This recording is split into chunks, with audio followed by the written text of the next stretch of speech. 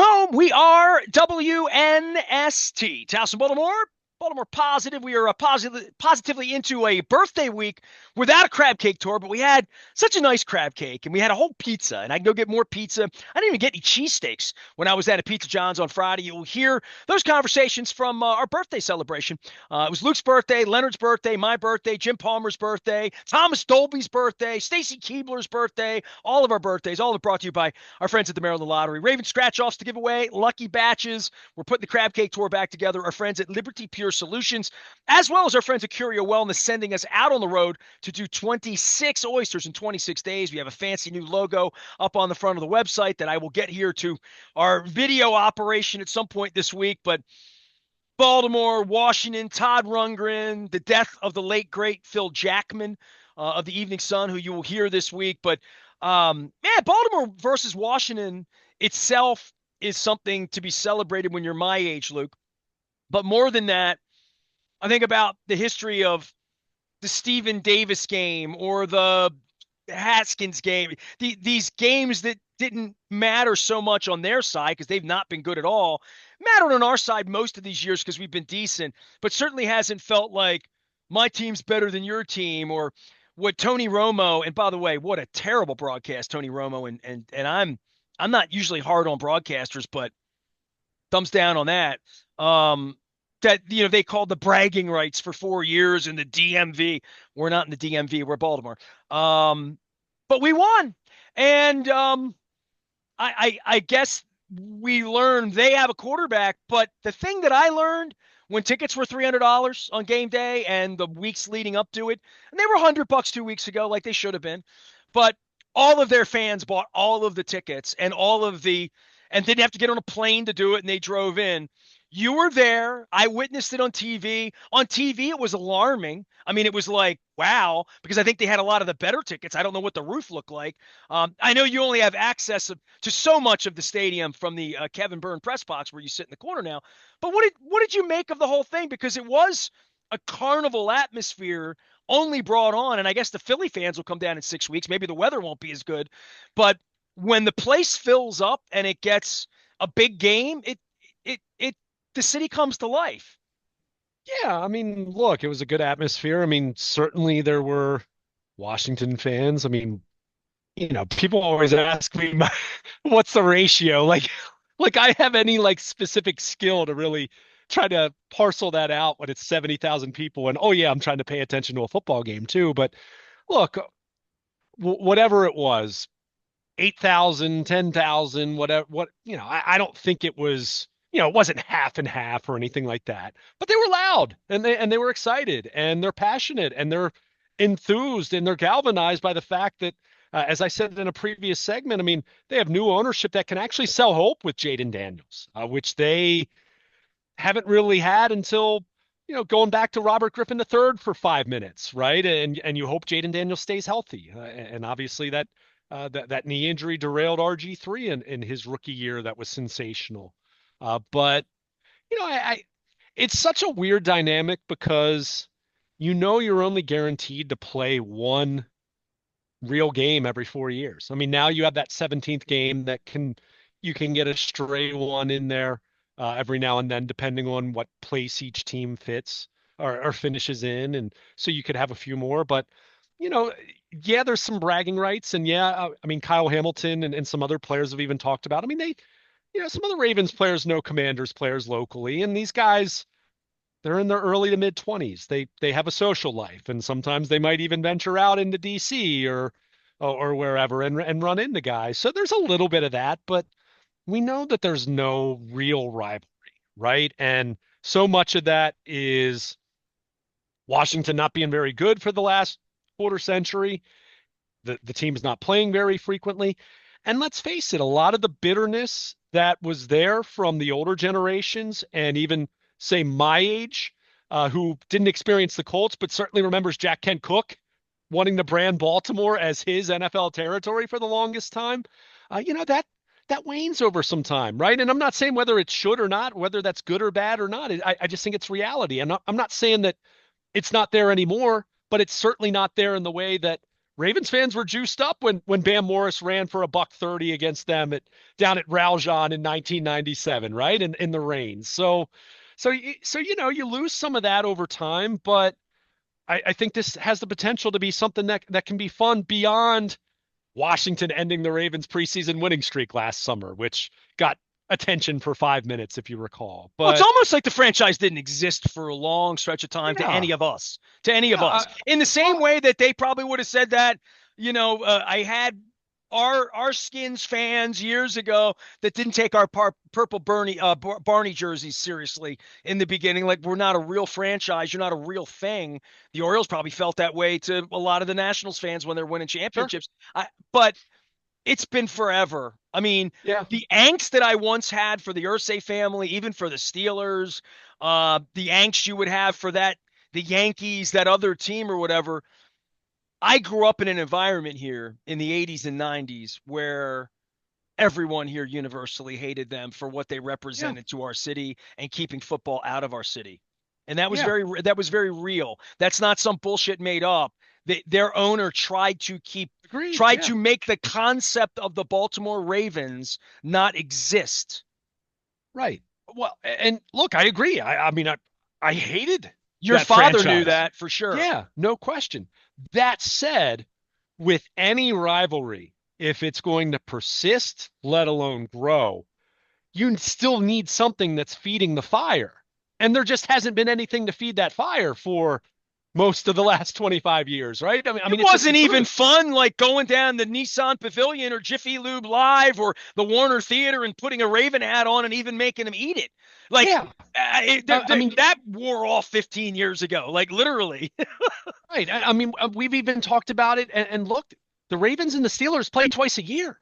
The Steelers, despite the fact that the Ravens have been better in the regular season for several years now, the Steelers have still figured out a weird way to have their number. But we've even agreed that Ravens Steelers isn't quite what it used to be when you lose Hall of Fame, over the top bravado, brash personalities that this rivalry had for the longest time. Of course, you're going to go through ebbs and flows as far as that goes.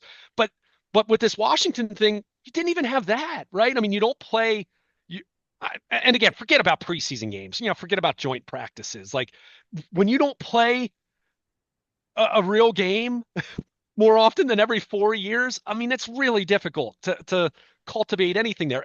Even the Orioles and Nationals play every year at the very least. Well, I'll give you an So example.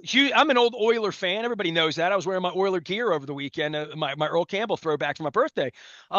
They always wanted that Cowboy Houston thing to mean something, and mhm, Texans Cowboys. But you move the Astros from the National League into the American League and put them in a division. That's a thing. That's a yeah, thing. sure, no question. So everything you mentioned about Washington 30 and 40 years ago was absolutely true, but you need something to feed the fire over time, and there just hasn't been. So maybe that happens now with Jayden Daniels. Look, I mean, these teams aren't guaranteed to play again until 2028 unless that 17th game it works out where they play, or they see each other in the Super Bowl. I mean, boy, if you want to talk about starting a Baltimore Washington football rivalry, meeting in a Super Bowl would certainly do it. But I Well, they don't have the think that's quarterback to do it now. I think he if might. nothing else we learned on Sunday, that Sure. kid's a real player. And if he stays healthy, God willing, Yeah, whatever, maybe. they're going to be a something over the next 5 years to say that there's going to be more of a measurement point somewhere around Columbia or Bowie or Laurel. No question, no question. So you have some of that. I mean, it's always persisted in terms of there were Baltimore people and Colts people who did adopt Washington. I'm not saying a lot, but there were, and I even know a couple in the course of my life. And then you had many, many more who rejected that premise. So you have, I know people, I have people in my life who kind of sort of gave up on Washington and kind of started liking the Ravens more, right? So you have some of that. I mean, we always think about these things in absolutes, but there are always shades of gray, even with fandom. But yeah, I mean, if you're going to have something that's going to evolve into, I don't even want to call it a rivalry because again, they're just not going to play enough, but at least trying to one up one another, at least paying attention to the other side a little bit more often, then sure, Jayden Daniels arriving on the scene. And look, they still have a ways to go. They got to put the right players around him. They need to have the right coaching around him long term.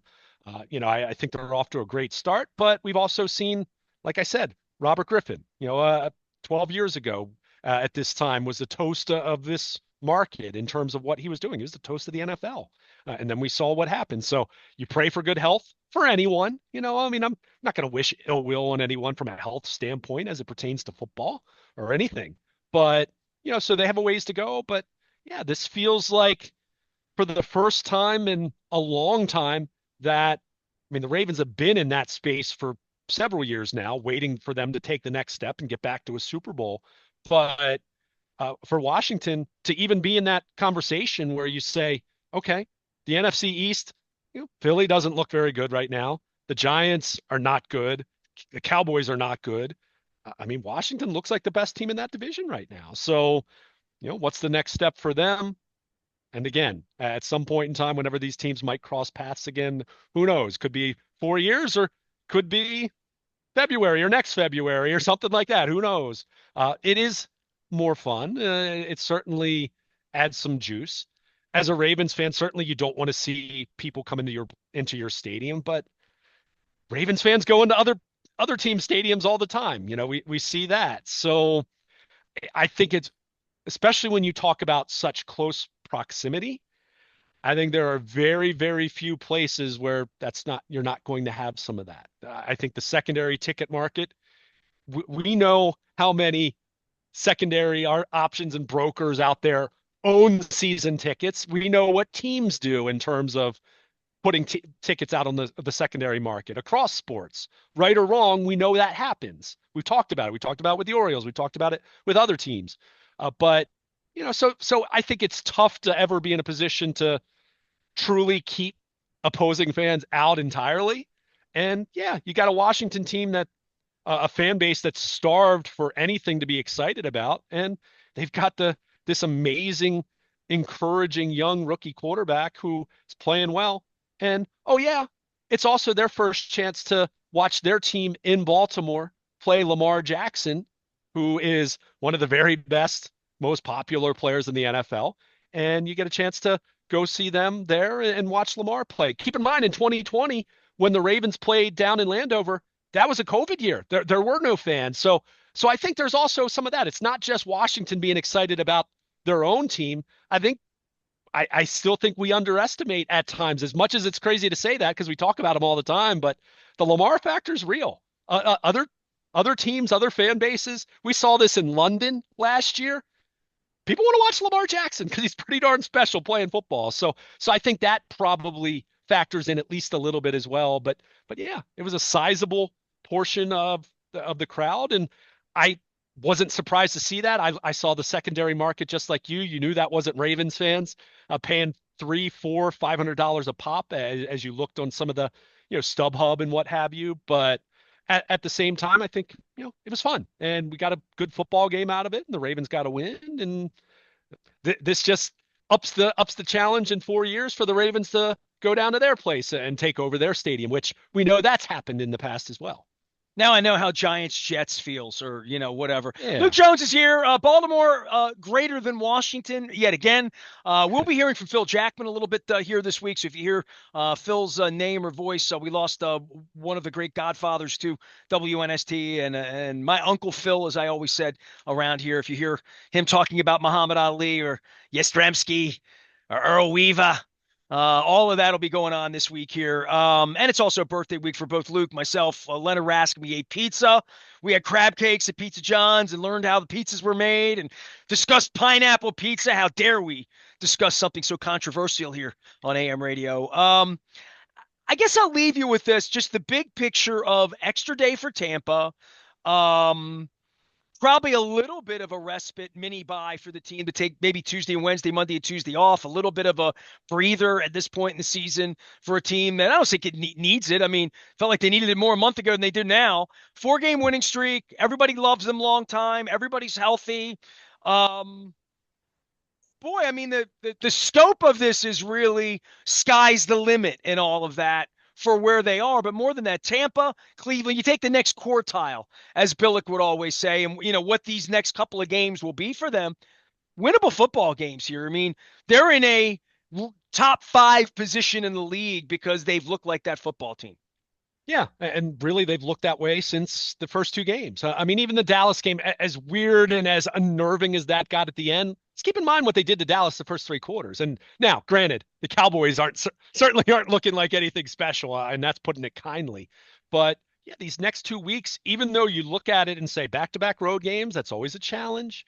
Especially with that second one coming after a Monday night road game, we know that that's a challenge. At the same time, look, Tampa Bay, the Ravens can't take lightly. This Buccaneers team is scoring points. Baker Mayfield's playing at a high level. They certainly have talent at the wide receiver position. I mean, the Ravens' deep pass defense going to be under the spotlight again. I mean, I expect Lamar and this offense to score points because that's what they do. I mean, they're going to score. They've done that 6 games. Even the first 2 games, it's not like they got help. They were held to 10 points or anything like that, even in those 2 games. And they've been at just rolling ever since. But, are they going to be able to stop Mike Evans and Godwin? And, you look at their assortment of weapons. So it's definitely a challenge, but it's an opportunity, as you mentioned, with an extra day to rest up a little bit, but also for this defensive coaching staff that, yes, includes Dean Pease now to look at things, continue to tweak things, make adjustments, maybe make personnel changes. I mean, as I mentioned kind of in passing, we saw Ardarius Washington kind of step in as that third safety as the second half went on Sunday rather than Eddie Jackson. Put some stick him on his jersey is what I say. Yeah, sure. Catch Yeah. yeah. As much as I like Ardarius Washington, that was such a bad attempt at trying to catch a football. That's not going to be on his highlight video that he has that he shows his kids one day. But I mean, it's an opportunity. And then even on the back end, regardless of what happens against Tampa Bay, I mean, you said it earlier, better beat Cleveland. I mean, this is a Browns team that right now, I mean, they're circling the drain. Deshaun Watson this isn't not playing up to a contract, right? We've seen plenty of quarterbacks. Joe Flacco was accused of that late in his career with the Ravens, right? This is Deshaun Watson's been one of the very worst quarterbacks in football this year. Statistically, analytically, he's awful. Not mediocre, not, he's overpaid. He's been terrible. Terrible. Giving them no chance to win. Right. I mean, they would be better off putting Jameis Winston in there. And I don't say that as someone who thinks Jameis Winston's a heck of a backup quarterback, but he's kind of in the position he is at this point because of the erratic play that he's shown. Imagine all these Browns fans pissed off as they've always, I mean, they're just always pissed off. They're Browns fans, right? Watching Flacco perform. Like, sure. How crazy that is. I mean, they didn't want to lose. They wanted to keep him in the offseason. I get why Cleveland did what they did. I mean, you want to talk about a built-in, like, begging for a distraction. I mean, they would have been calling for Flacco in week 1 with Watson, the way he's played. But yeah, you look at these 2 games. I mean, the Ravens have a great chance here to be 6-2, and that we know that's not the official halfway point, but it's close enough still. And on the other side of that, they play home against Denver. That's another very winnable football game. And then after that, home against Cincinnati, at Pittsburgh, at the LA Chargers, home against Philadelphia. So the schedule there, not saying that's impossible by any stretch of the imagination. All those teams are going to look at the Ravens and say, oh, we got to play the Ravens. But certainly you look at these next 3 weeks, I mean, you've got a chance to, man, you can leave that 0-2 start, I mean, completely in the dust. You could be in a position where, I mean, I'm not going to sit here and say the Ravens can't be 7-2 3 weeks from now. They got to go play good football on the road these next 2 weeks, especially against Tampa Bay, who is, certainly, a formidable offense, formidable opponent.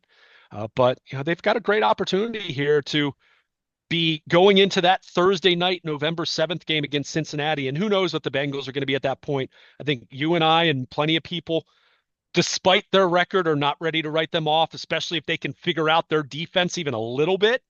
But where are the Bengals at that point? That could be a huge game, not just for the Ravens in terms of the division, but also if the Bengals stub their toe even once, or let alone twice over the next month, I mean, that's a game that could completely bury them, right? So that's going to be a big one. November, there's some big matchups coming up, and Well, Bengals uh, have Browns, Eagles, Raiders before we get to them. So, okay. and home games, Eagles and the Raiders are home games. They're at Cleveland next week. So, um, I don't know. Are they 3-0 on their way? Are they 5-4 by the time they get there? 4-5, whatever. 4-5, you're hanging around. If they're at 4-5 and we make them 4-6 even, they're still hanging around at But a that point. it does mathematically, yes, but at that point you're looking at By the way, needing their end to. of the season schedule, really a lot of winnable games. Oh, They, no their question. their schedules, their schedules: Chargers, Steelers, Cowboys, Titans, Browns, Broncos. They have Titans, Browns, Broncos, and then the Steelers at the end. I mean, they have winnable games. They really do. They do. Right. And I'm not writing them off. However, if they're going to go on the kind of run that they're going to need to go on to really put themselves firmly back in the mix of this, I mean, their defense has to play better. To their credit, hey, their defense played pretty well against the Giants, and it's for whatever that's worth. I mean, it's the Giants. By the way, the Although, Christmas game with the Ravens and the Texans looms, doesn't it? ooh, That's an well, interesting. I mean, we were talking about that even when that came out. I mean, But I'm a that's the big. next one I'm looking at and saying, boy, that's a tough one. I mean, the Eagles is, Eagles coming. I think they're half of what they are. And oh, by the way, Jim Harbaugh. We play the Chargers, Sure. obviously that Thanksgiving, and the AFib and this and that. And his brother got pulled off the podium, right? I mean, I'm not a media member It's a anymore, so scary couple minutes. Yeah, I mean, yeah. it was great to hear. I mean, obviously he came back to the sideline, and he's had this heart issue that it's something he's had to manage in recent years. But yeah, I think there was definitely a sense of John wanting to find out, like, at least, hey, like, is this really really serious? Is this semi-serious? Like, what's going on? So fortunately, he's back on the sideline and seems to be okay. But yeah, I mean, they're the Chargers. I can't figure them out just yet. Well, they have a quarterback. I mean, I'll give that Sure. kid that. Yeah. I mean, Justin Herbert. I mean, I'm fascinated to see where they're going to go as the year goes on. They just put Gus Edwards on IR, unfortunately for the former Raven. But hey, J.K. Dobbins has done a nice job for them, and it seems like they're having some pass catching weapons start to emerge a little bit here and there. Obviously, a lot of turnover there. No Keenan Allen anymore, no Mike Williams. So I mean, they've turned things over. I mean, it's Greg Roman, so how much do they want to throw to wide receivers anyway, right? I mean, Well, it's that was amazing. You always the look at the joke, Ravens but schedule, the Bengals schedule, how much they do mirror each other. We play the same teams. It feels like the ones in the hopper to go. We're going to see these teams, and they're going to see these teams too. And we'll see how it goes. yeah, yeah. But So I only I see mean, yeah, two or but three games on the Ravens schedule where I'm going to look at and say they might lose two or three more. I mean, what's that put them at 12, 11, 12, 13, somewhere in there based on how they're going to play. Um, this you is a hope, really yeah. this is a great opportunity for the Ravens. And I think in beating the Washington football team the way they did, this Tampa game, national TV with what's happened down there, and pass rush on Baker Mayfield this week. We're going to be talking a lot about that.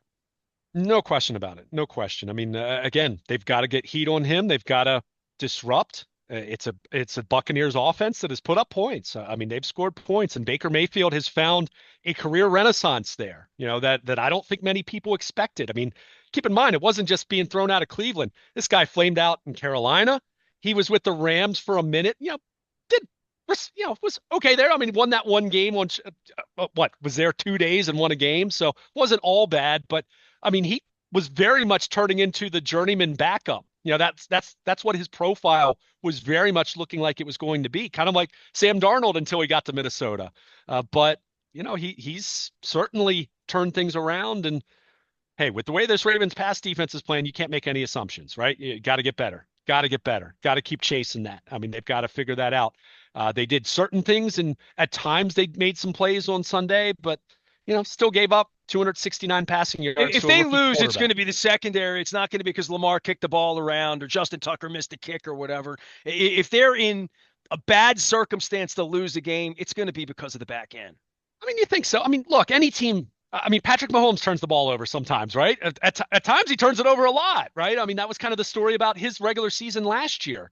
So you never really know. But yeah, if you're handicapping the way that the Ravens lose a game at this point in time? Of course, it's their pass defense. I mean, the numbers don't lie.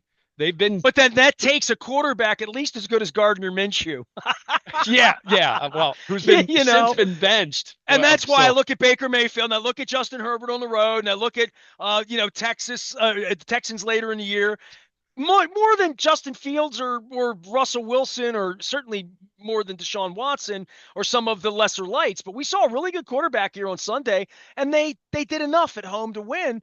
But that goes back to Henry, the offensive line, and what they're producing on offense is yeah, deodorizing what a kid in his sixth game did to them defensively on Sunday. right. And that's where you keep coming back to just how dynamic, how efficient, how explosive, how unpredictable this offense has been, and how much of a difference that makes. Look, I agree. I've talked about the pass defense a lot. It needs to get better. At the same time, I don't care how good the opposing offense is. If they don't have a defense that can't get a couple stops, and ultimately Washington could not get a couple stops in that second half, it's still incredibly difficult to beat this football team right now. So Ravens are feeling good, not perfect by any means, but really trending in a positive direction, trending up to say the least. So we'll see how they fare going down to Tampa Monday night. And to your point, with everything, not just that team, but obviously what's been going on in that area with the devastation with the hurricane and all of that. It's going to be interesting to see how they respond. And certainly, hey, you go on the road for a primetime game, you better come out playing well, because typically you're going to expect to get the best out of that home team and that home crowd. I'm going to have you do the Pizza John's commercial because you have Pizza John's hat on. True or false? There's Pizza John's leftovers in your fridge right now. True or false? True. Oh, there is. Oh, there. Okay, you Oh, took enough home because to I was last. Okay, it's good. because I was away. The truth, though, you don't want to know how much. One slice is left, so that's going to be my lunch. You That's better my hurry. Monday Your after. brother Yeah, steals that. So if your brother right. steals that slice, what happens in your house? Oh no, it's okay. I'm benevolent. I'm charitable about it. I split it with them. I mean, Right. you were so kind, and Pizza John's was so kind to send me home with a couple pies and Wait, what split did it. you get? What kind of? I like to know this because I never did Oh, ask. I did pepperoni on one, and I did meat sauce on the other. Those are, Just I that's just mean, one and one A. Okay. or sometimes I will combine them. I like both on at the But same you're time, not but pepper, onion, sausage, the nah. olives, I mean, I'm nothing. No. generally speaking, that's not me with most pizzas out there. So when Whether you you're go talking down to chains, your place down in Wildwood, you're just cheese or cheese that's and just pepperoni? cheese. That's just Just cheese. cheese. Oh, Yeah. I'm just asking, man. No, I'm no, just. no. It's I'm weird. I admit that. That's Let me say fine. something really weird about pizza because I go to New York all the time and I'm kind of hankering New York. I'm pissed that we didn't go to the game. I'm literally like, I was ready to go to the Yankees games last week. I'm Yeah. watching them play. I'm looking at Janet Marie Smith out in LA and saying, please stay in the World Series next week in Dodger Stadium. And by the way, your dude, David Gilmour, is playing the Hollywood Bowl 2 weeks from now in LA. Oh, shout out to Mike Rosenfeld, our chief intelligence officer, information officer around here. He went to Royal Albert Hall to see David Gilmour the other night. He sent me a picture. That's awesome. 1 o'clock in the What an afternoon on Saturday, I get a picture. He's in front of this building, and I'm looking, and I'm like, that looks like it's 8 o'clock. He's in Royal. That's Dave Gilmour. That's Pink Floyd. I mean, that's an so experience right yeah, there. yeah, yeah. So I got to get him on the show next week too. So, but the pizza thing, when I go to New York. Now you've never really you and I have seen Rats together in the Bronx. We've never really hung out together in Manhattan, which I love. I've had 100 slices of pizza in New York and 50 different places. I have discovered a place that I go, and I take my wife there every time. Like I discovered about 2 years ago, and it's on Broadway at 27th. It's in the middle of the middle of the middle. It's a newish place. They always say if they haven't made a pizza in that oven since 1952, don't buy it in New York or whatever.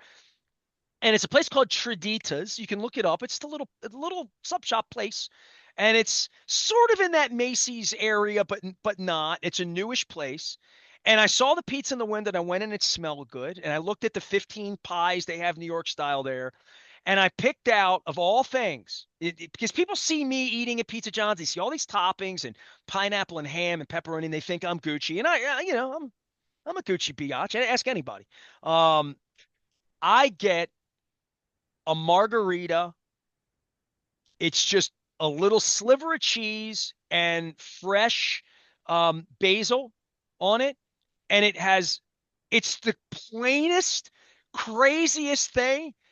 It's outrageous. I mean, it's just cheese, sauce, dough, and a little bit of basil. And that's it. And I go to New York, and that's what I get. When I'm in Essex, supreme peppers, throw it all on there. I'm not that way in New York, and that's weird. So when Yeah, you say you eat cheese pizza and that's your thing, yeah, as much as I love Pizza John's, I can't wait to get back to New York and have just a slice of that plain nothingness that I I wind up. I have one slice and I go outside and I eat it and I stay within the block and I run back in and get another slice because I can't just have one. yeah. Well, I've been told, and I could be completely wrong on this. I haven't spent that much time in New York City, but I've always heard that the benchmark for New York pizza is to have it plain like Right. that. Have a cheese. Right. Don't throw so much stuff on it that you can't really taste the quality of the pie. So, anyway. All right. I But like yeah, that. I mean, I vary and I like some other toppings here and there, but that's for other pizza places. So If you pizza. would have put your press pass down for Yankees all games home, next week, maybe we could go up and have a pie. You know what I mean? Maybe we. Yeah. Anyway, Luke Jones is here. He's Baltimore Luke. He's eating Pizza John's pizza. We've been eating Pizza John's pizza. We had a great time on Friday. We did our Maryland crab cake tour. They do. They don't just have a crab cake there, and I would say this: it is in the Pappas family of crab cake, the recipe. It's So if very you, legit. It's very good. oh right, you took one home Yeah, to your mother, it's right? good. It's good. Yeah. Well, my mom, great. I said this in our previous segment. She, for whatever reason, doesn't love Pizza John's pizza. I think it's crazy, but hey, to each their own. She always has gotten the cheesesteak and the crab cake sub there, and she's loved it for years. So she's known that they have a good crab cake. So yeah, it's an underrated crab cake that people don't know about because they just, hey, you go to Pizza John's, you get pizza. Right? Imagine that. You But mentioned it's very controversy, man. I did the pineapple pie thing, and John Rollo, who is bigger than me, came on the website and said the cheesesteaks might be better than the pizza. they And I do have said good to him, you know cheesesteaks. what? I mean, we discussed this that I've discovered my way now to not put my tomatoes and lettuce or any toppings on. I just go double provolone, Okay. cheesesteak, and then I bring it home and I doctor it up when I get it home. Because my wife likes pickles and weird ish on her thing, and I like lettuce, tomato. And when you go to Philadelphia and you say lettuce and tomato, they look at you like Oh yeah. Dick That's a Girardi looked at me. We were at Joe's major faux pas. up in Philly. He's like, "You're having a tourist cheesesteak in Philly?" And I'm like, onions make me flatulent, Dick. He's like, enough said. Get the lettuce and tomato. Luke Jones is here. Hopefully our content doesn't make you flatulent this week. We are bursting over with a lot of hot air here. We have a lot of conversations this week with Phil Jackman, my dear friend, the Godfather, one of the Godfathers of W. And I feel terrible that I did the documentary and only mentioned John Stedman and Charlie Ekman. So I owe Phil big time this week, especially. But I have unearthed the Jackman tapes. And I'm going to find that little savvy thing I put up and the Wimbledon. I don't think I have a picture of Phil and I, but I'm going to start looking hard for it this week. Phil was buried on my birthday this week on Monday, and we are going to honor him on Tuesday and Wednesday. You're going to hear a lot of Phil Jackman here. Ali stories, Jastrzemski stories, old Earl Weaver stories, hockey stories. Oh, Luke, I unearthed a whole thing on journalism, newspapers. Phil was the TV repairman. Phil was nasty before you were allowed to be nasty, before there was Twitter, before any of that. Phil would really hold to task John Buren and Jack Dawson. And thank God, me. By the time I came around, it was Milton Kent and Ray Frazier pooping on me, which was bad enough. Who I both saw at Guinness 2 weeks ago and had a beer with. But Phil was the original TV repairman, and Phil didn't like my show. Like he used the euphemism that if I heard Phil say it in his voice, I hope I have him on tape saying it, but I don't think I do. It's an FCC violation, probably, but not the way he said it, because he said it with a New England accent. If he saw me at a game in 1998 or 98 or 98, 99. I've been on the air 6, 7 years, Nasty Nestor. Even when I was syndicated, although that took it a long way. Once I got syndicated, Phil was like, "You're on 400 stations. You must be doing something right." But before that, he would say to me, "Yeah, show. It's horse shit. It's horse shit," is what he would say.